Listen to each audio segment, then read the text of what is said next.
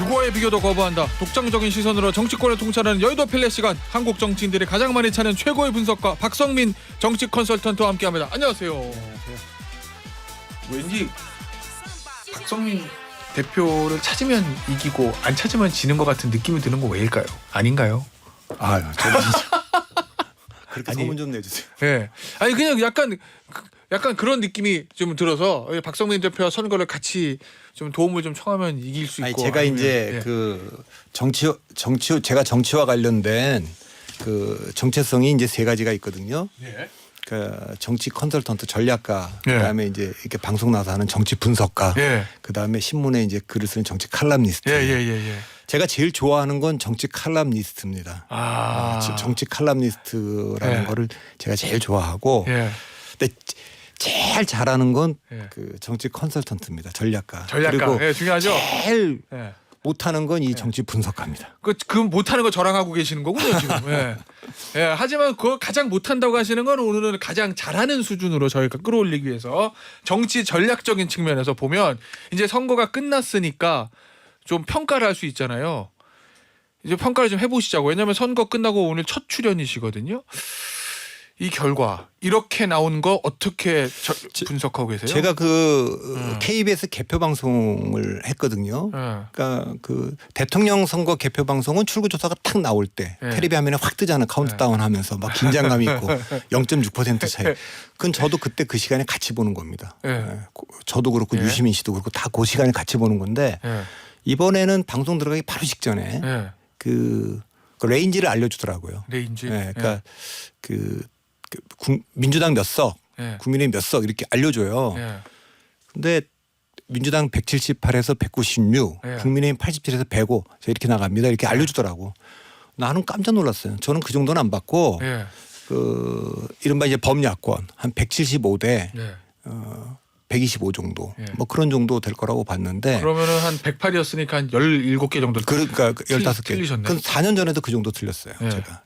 잘 틀리시구나. 네, 그런 거 잘 틀려요. 그러니까 그 전에 4년 2010년에 제가 정확히 맞췄고 네. 새누리당 네. 일당이 안 된다고 네. 얘기를 했고.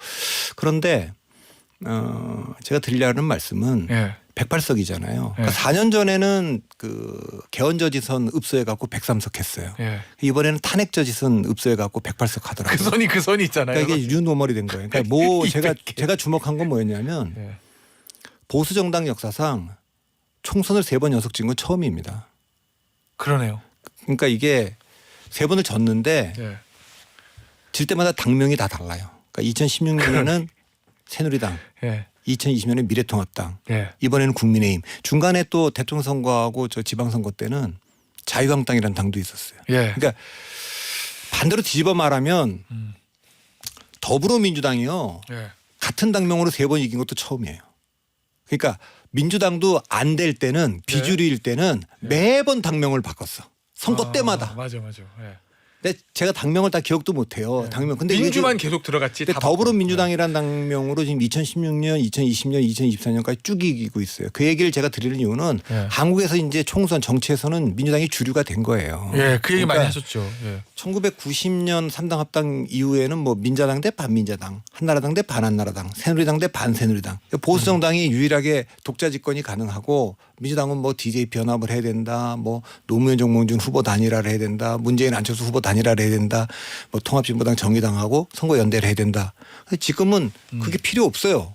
독자적으로 민주당 대 반민주당의 시대죠. 그러니까 지난 그 4.7 재보궐선거 때 오세훈 안철수 후보 단일화, 예. 또 대선 때 윤석열 안철수 후보 단일화, 이건 예. 과거에는 예. 다 민주당에서만 있던 일들이에요. 그러니까 이 당명이 계속 바뀐다고 하는 거는 그 당의 정체성이라든가 리더십, 지지 기반이 흔들리고 있다는 걸 보여주는 거예요. 그러니까 이런 상황의 대위기인데 한국의 보수정당 역사상 이런 영남의 의원들은 한가해요 지금도.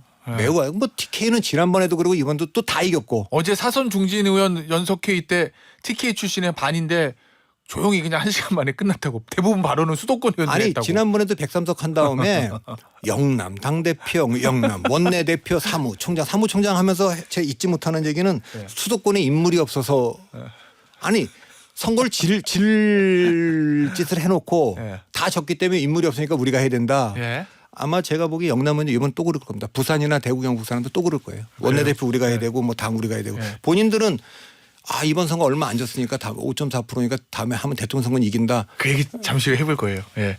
자 그러면 일단 보시자고요. 국민의힘이 그러면 참패한 원인 뭐 윤석열 대통령 책임론, 한동훈 책임론 뭐 이것저것 쭉 있잖아요. 뭐 어떻게 했어? 이거 뭐 끝나고 나니까 사실은 뭐 의미 없는 얘기일 수도 있지만 총선 백서를 써본다고 하면 일단 한 대통령 책임이죠. 그게 네. 대통령 선거를 7.3% 이겨야 될 거를 0.73 이긴 다음에 이준석 탓이다. 예. 총선을 한동훈 탓이다. 예. 그건 뭐 말이 됩니까? 그분들이 뭐 책임이 없다고 얘기할 수는 없지만 예. 대통령 선거 0.73 이긴 다음에 한국의 보수가요. 예. 이기고 나면은 꼭 이긴 그 선거연합을 해체합니다. 민주당은 제가 보면 이런 얘기는 또 어떻게 들릴지 모르겠는데 예전에 YS 때부터 자밀연구의 선거연합 해체 그 반복된 거 말씀하시는 그러니까 거죠? 3당 합당 이후 그 예. 대통령 되면 해체. 이명박 대통령 때 이명박근혜에서 박근혜 저도 속고 국민도 속았습니다. 해체. 박근혜는 뭐 김무성 유승민 예. 쳐내고 뭐 이러면서 그러고 이번에도 이준석 쳐내고 안철수 쳐내고 예. 뭐 이렇게 해서 그러니까 무슨 얘기냐면 뭐 좋고 그러고 이걸 다 떠나서 민주당은요. 이 민주동맹이라고 하는 동맹으로 제가 표현할게요. 민주동맹은 이걸 뭐 이념 공동체라고 얘기하든 이권 카르텔이라고 얘기하든 전리품을 싸워서 이긴 전리품을 나눠 가져요. 그러니까 누가 대통령 됐다, 서울시장 됐다, 교육감 됐다 이래도 거기는 민주당 몫이 있고 민노총 몫이 있고 전교조 몫이 있고 시민단체 몫이 있어. 근데 이 보수는 딱 전쟁을 끝나고 나면 이 전리품은 내가 독차지해야 된다.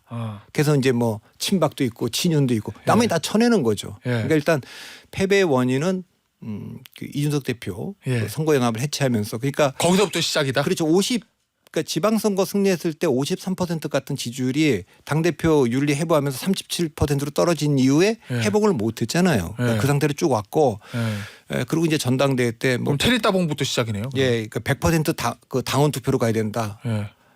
그것도 참 진짜 온갖 정말 논리도 아닌 걸 가지고 주장들 했고 전당대회 당대표 국회의원들이 연판장 돌리고 예, 당대표를 물러나라고 연판장 돌리고 어떤 당대표는 나오면 안 된다고 연판장 돌리고 그분들 이번에 상당수 당선됐어요. 그 제가 그 얘기를 했어요. 공천 처음에 공간이 만들어질 때 뭐 중진들 뭐 페널티 준다 그러길래 난 내가 공간이면 이 연판장 돌리는 의원들 이 사람들부터 30% 감점 주기 시작하겠다. 어떻게 정치를 하는데 연판장을 돌립니까? 누구 물러가라 그러고 누구 나오지 말라 그러고. 그거 누가 국민들이 봤을 때 타당한 연판장이면 되겠는데 그러지 않아서 그래서 그런 것들이 쭉 대통령 지지율이 긍부정 평가가 20% 이상 넘어서 이 구도가 인물과 이슈를 압도했기 때문에 어려웠고. 그럼 한동훈 위원장 어떻게 했어야 되는 거예요? 선거 이기려면. 한동훈 위원장의 만약에요. 가정이에요. 가정. 한동훈 위원장 1월이나 2월쯤에 박성민 대표 찾아와서 나 선거 이기려면 뭐 해야 됩니까? 라고 그러니까 정권에 대한 뭐라고 심판론이 강하고 윤석열 대통령을 어떤 심판하겠다는 여론이 강한데 한동훈 위원장은 어쨌든 대통령은 그런 속에서도 계속 우리 표 지키기, 우리 표 결집에만 신경 썼잖아요. 자유가 중요하고 이념이 중요하다 이런 얘기하면서 저도 한동훈 위원장도 들어와 갖고 운동권 청산론 얘기하고 나중에 2조 심판론으로 갔어요. 야당 저 심판해달라. 그게 안 먹히는 국면이거든요. 그러니까 우리 표를 지키든 저쪽 표를 반대하든 그건 안 되는 거예요. 정권 교체를 해준 사람들이 실망하고 있는 거는 우리가 이 독선적 운영을 하고 정책 태도가 안 좋아서 지금 떠나 있는 거기 때문에 반성과 성찰을 해야 되는 거죠. 정권을 교체해 주셨는데 저희가 실망시켜드려 죄송하다. 그러나 제가 분명히 말씀드린다. 민심이 당심이고 당심이 윤심되는 당 만들겠다. 제가 책임드린. 제가 대통령하고 싸우더라도 이거는 국민께 분명히 말씀드린다. 야당이 우리 비판하는 거 다 일리 있는 얘기다. 야당이 갖고 있는 흠결이 있지만 그 흠결과 상관없이 우리를 더 지금 심판하려고 하는 거는 우리 책임이다라고 하는 걸로 선거를 치렀어야죠. 그러면 찍을 수 있는 명분을 줬어야죠. 선거 연합이라는 측면에서 보면 이준석 대표의 개혁신당 측과 손을 잡았어야 된다. 아니요, 내보내질 말았어야죠. 비대위원장이 먼저 됐잖아요. 그러니까 제가 그때도 이 자리에서 이준석 대표도 이번엔 나갈 공간이 별로 없었단 말이에요. 그래서 제가 그 최선은 뭐라 그랬냐? 이준석도 남고 혁신을 세게 하는 거. 차선은 이준석은 나가지만 혁신하는 거. 차악은 이준석은 남고 혁신 없는 거. 그다음에 최악은 이준석 나가고 혁신 없는 거. 정치는요.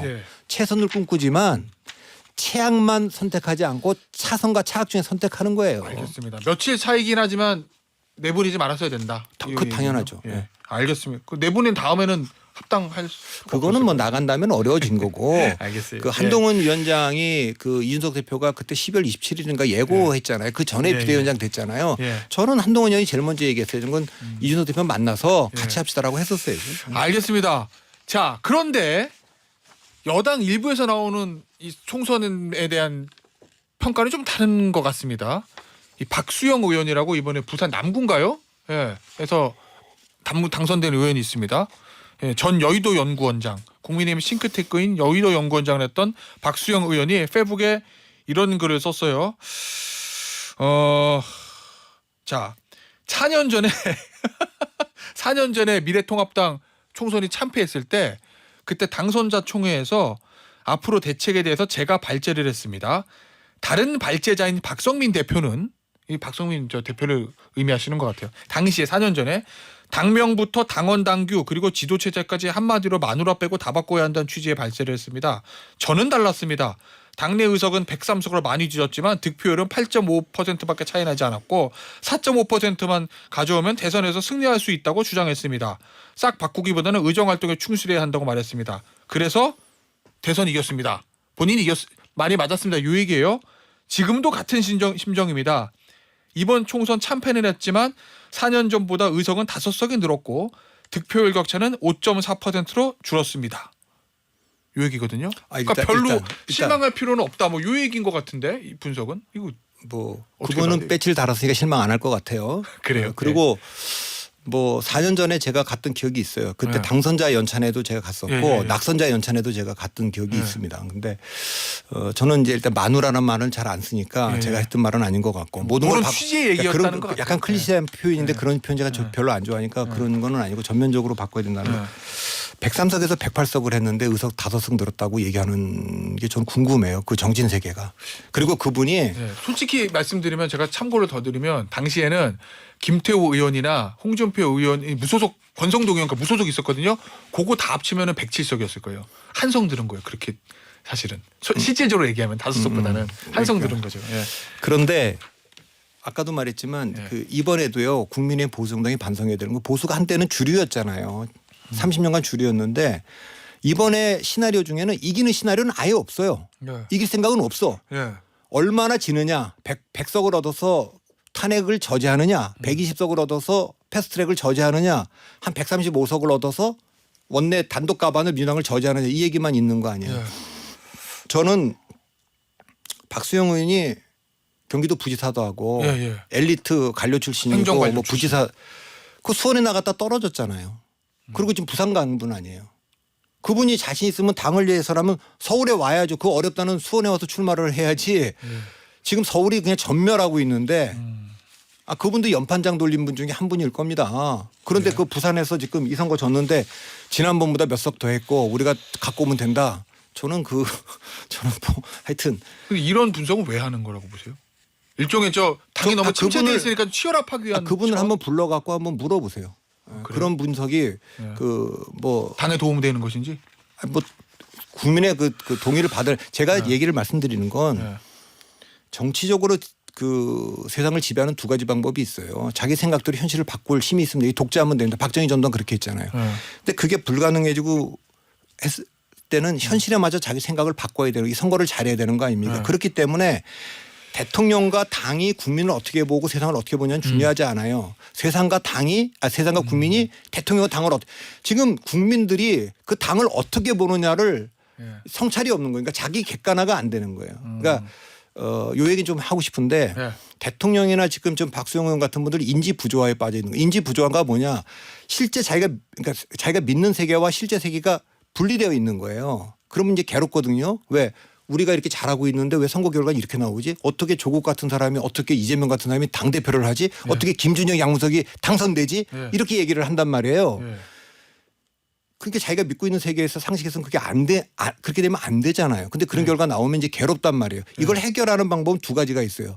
자기를 객관화해 갖고 자기 객관화를 해서 성찰하는 방식이 있어요. 현실에 맞추고. 그래서 튜닝하는 거죠. 현실에 맞추는 거죠. 왜 국민들은 이렇게 생각할까? 이게 이제 자기 객관화예요. 반대는 자기가 믿고 있는 세계가 옳은 세계라고 실제 현실이라고 말해주는 얘기만 듣는 거예요. 예.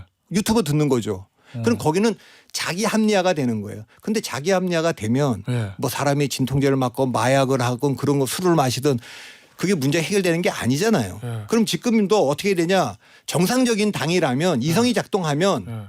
자기를 객관화해 갖고 성찰을 해야죠. 왜 민심은 우리를 2번 연속 103석 108석밖에 안 찍었느냐. 예. 저는 그게 맞다고 봅니다. 알겠습니다. 그러면 대통령은 오늘 저 국무회의에서 메시지 낸다는데 어떤 메시지를 내서 자기 객관화를 해야 돼요? 저는 뭐 반드시 이 단어는 들어가야 된다. 지금까지는 라고 대통령이 하는 뭐 메시지가 지난번에도 이관섭 비서실장 명의로 예. 잠깐 나왔고 예. 정치는요 2가지는 있어요. 제가 정치인들 컨설팅할 때 타이밍을 놓치면 안 된다. 윤 대통령은 타이밍을 늘 질질 끌다 놓치잖아요. 2번째 국민이 100이라는 걸 기대하고 시장이 100이라는 걸 기대하고 있으면 150을 던져야 되는 건데 이분은 늘 60, 70 던져요. 예. 아 60, 70 던지면 골프 저는 안 칩니다만 골프가 지나가야 들어간다는 말이 있잖아요. 예. 선거도 출마해야 당선된다는 말이 있고 옛날에 그 뭐 이렇게 뭐 돼야 되는 거 아니에요. 예. 예. 그 뭐 60, 70을 던지면 그게 무슨 감동이 있겠습니까? 예. 그러니까 오늘 저는 뭐 이거는 그 전적으로 제 책임이고 제가 2년간 국정 그러니까 저를 그 전공기체에 기대해 줬는데 제가 2년 동안 국정에 실망을 시켜드려서 예. 그것이 이런 선거 결과가 나타났다. 이건 뭐 전적으로 제 책임이다. 예. 라는 말 나와야 될 텐데 나오겠습니까? 좀 회의적이시군요. 알겠습니다. 곧 이제 발표가 되니까요. 알겠습니다. 이번 총선에 나왔던 주인공들의 미래를 좀 보죠. 한동훈 위원장 앞으로 뭐 해야 됩니까? 전 이제 위원장. 정치하신다 그랬잖아요. 예. 뭐 정치하시겠죠. 뭐 어떻게 정치해야 돼요? 전당대회 나가야 돼요, 그러면? 전당대회 못 나가겠죠. 전당대회 지금 나가서 되겠습니까? 패장인데. 예. 예. 그러면은 당분간 수면 아래 있어야 된다. 뭐 이제 정치에 들어왔으니까 이제 예. 그 검사를 떠났으니까 정치를 할 텐데 예. 저는 이번에도 왜 불출마인지를 모르겠어요. 제가 처음에 이제 그 비대위원장이 나는 오면서 비례대표도 안 하고 지역구도 안 한다. 아니 그 저를 원희룡 장관이 개항 가는 것도 좀 이해가 안 가더라고요. 지금 그렇게 많이 얘기하죠. 한석 한석이 아쉬운데 네. 한동훈 그 원희룡 정도면 수도권 서울에 들어와서 출마를 다 해야죠. 뭐 종로로 출마하든 어디 그렇게 해갖고 시너지가 나도록 그 전략적 배치를 했었어야 되는데 어떻게 보면 다들 그냥 이미지 관리만 한 거죠. 알겠습니다. 아, 나는 안 한다 네. 그러고 뭐. 그럼 이제 앞으로 뭐 해야 돼요, 한동훈 위원장? 집에 있어야 돼요? 전당대회도 못 나가면? 기회가 정치는 해야 되고 기회가 있지 않겠어요? 예. 보궐선거? 돌아올 수 있는 기회가 있겠죠. 본인 근데 당연히 이번에 본인이 출마해갖고 국회의원이 됐다면 예. 움직일 수 있는 운식의 뭐 폭이 좀 있었을 텐데 지금은 공간은 좁다. 지금은 좁고 예. 그러나 본인이 뭐 당을 바꾸겠다고 했으니까 예. 본인은 윤 대통령과 좀 다르게 윤 예. 대통령이 좀 쉬울 때 대통령 선거를 치렀고 이번에 예. 진짜 악전고투를 했기 때문에 아 이게 중도가 왜 중요하고 2030이 왜 중요하고 예. 민심이 왜 중요하고 예. 이게 보수 유튜버들이 얘기하는 세계하고 예. 실제 세계는 다르고 예. 영남의 의원들 이게 다르구나. 근데 본인이 공천할 때 그렇게 못했잖아요. 예. 못 쳐냈잖아요. 처음에 뭐 할 거 같더니 그리고 예. 그 바쁜 와중에 박근혜 대통령 만나러 갔잖아요. 예. 그러니까 그런 거는 조금 그 반성을 하고 아 내가 정치나 선거에 대해서 잘 몰랐구나 예. 이 생각을 좀 한 다음에 돌아와서 이제 윤석열 대통령하고 이제 다른 길을 가야겠죠. 알겠습니다. 이번에 화성에서 극적으로 당선된 죄송합니다. 이준석 대표의 정치적 미래는 밝습니까? 아니면 그래도 앞에 곳곳에 암초가 좀 있습니까? 뭐 미래는 잘 모르지만 네. 그 이준석 대표는 젊은 분이고 네. 아직까지 뭐 만 40세가 안 된 분이니까 그래도 이번에 이제 됐으니까 뭐 미래 지도자라고 보고 어쨌든 영선일 때 30대에서 보수 정당의 당 대표도 했고 그때 한번 엄청난 바람을 불러일으키고 캠페인 능력을 보여줬고 예. 이번에 또 놀라운 캠페인 능력을 보여줬지 않습니까? 예. 그러니까 그 마이너스 20에서 플러스 3이 됐으니. 그러니까 그거는 뭐 상당한 정도의 그 자기 역량을 보여준 거니까 예. 그리고 이제 보수 정당 입장에서는 이준석만이 아니고 예. 천하람도 됐잖아요. 그러니까 예. 원래 그 당에 출신이잖아요. 있어야 되고 예. 그 당이 미래였는데 그러니까 미래를 팔아먹은 거 아닙니까? 그러니까 뭐 아주 벤처로 말하면 그 진짜 앞으로 이거 투자해서 크게 대박 날 상품인데 아이템을 낼름 돈 좀 필요하다고 팔아먹은 거예요 헐값에. 예. 그러니까 그 사람들이 지금 밖에 있는 게 그걸 반성하고 뼈 아프게 생각할 일이지. 예. 그러니까 그것도 왜 이준석과 천하람이 밖에 나가서 배지를 달았는가? 예. 이 안에 있을 때는 안 됐는데. 반성해야죠. 그 안에 있는 젊은 사람들 당선될 때 줍니까? 진짜 잘하. 이번에 뭐 김용태 의원이 경선해갖고 저 포천에서 됐는데 또 도봉갑의 김재섭이 개인 역량과 또 뭐 이런 걸로 됐지만 되는 적이 안 돼. 박수영 의원은 부산 가서 하고 있잖아요. 대구 경북에. 그리고 자기도 도망가서 하고 있으면서. 알겠습니다. 그러면 향후에 국민의힘하고 저 개혁신당의 관계는 어떻게 설정될 거라고 보세요? 일단 뭐 개혁신당 당선자 지금 우리는 야당이다 뭐 이런 얘기를 하긴 합니다만은 원래 저 보수정당이 저 개혁보수 여기가 이제 그 가치를 지향하잖아요. 이준석 대표하고 천하람. 이준석 대표는 우리 정당 두 가지 분명히 얘기하잖아요. 우리는 야권이다. 그리고 우리는 보수라고 불러도 무방한. 자기들은 이제 그걸 뭐 개혁보수라고 부르든 뭐라고 부르든 물론 거기도 이제 민주당에서 오신 분들도 있고 진보 성향도 있는데 그럼에도 불구하고 이 정당을 보수라고 불러도 무방하다고 얘기는 분명하니까 그러면 가려고 하는 길은 개혁보수의 길이겠죠. 그 가전에 유승민 의원이 가려다 실패했던 길, 뭐 아직까지 뭐 실패하다 끝났는지 모르겠습니다만 그 길을 계승해서 한국의 보수를 개혁하는 그런 정당으로 가지 않겠습니까? 나중에 다시 한 몸이 될 수도 있다. 그럴지는 전 전혀 예상을 못하겠어요. 한번 되려고 하겠어요. 그러니까 이준석 대표가 당대표도 했지 않습니까? 당대표도 했기 때문에 저 당을 훤히 꿰뚫고 있을 거예요. 영남의 의원들이 어떤 사람들인지. 그렇겠죠. 그러니까 한때 대구 나간다 그랬을 땐 이 당을 어쨌든 그 허물어야겠다 생각을 하고 있으니까 바깥에서 개혁신당을 키워서 저 정당을 그 소멸시켜야 된다 생각을 더 하지 않겠습니까? 어찌 됐건 간에. 알겠습니다. 오늘 저 국민의힘 당선자 총회 있다던데 이거 어떻게 될 거로 보세요? 조기 전당대회 하는 걸 할 거로 결정날 거로 보세요? 저는 뭐 아니면? 어저께 중진회의도 있었다는데 전 기대가 없습니다. 그러니까 정상적으로 보면 뭐 이걸 전당대회 치를 거냐 비대위 갈 거냐 말이 많지만 선거가 이 정도 졌는데 그래서 총리도 그만두고 대통령실장도 그만두고 비대위원장도 그만뒀어요. 그럼 원내대표도 그만둬야 되는 거 아닙니까? 그럼 문제 윤재욱 원내대표가 그만두지 못하는 건 그럼 지도부 공백이 생기니까 법적으로 문제가 된단 말이에요. 그러면 비대위가 됐든 전당대회가 됐든 그 결정권은 빠른 시간 내에 저는 그 새로운 원내대표를 뽑아서 아니 그게 무슨 정규 그렇게 한 게 맞다고 저는 봅니다. 끝났습니다. 박성민 대표였어요. 감사합니다.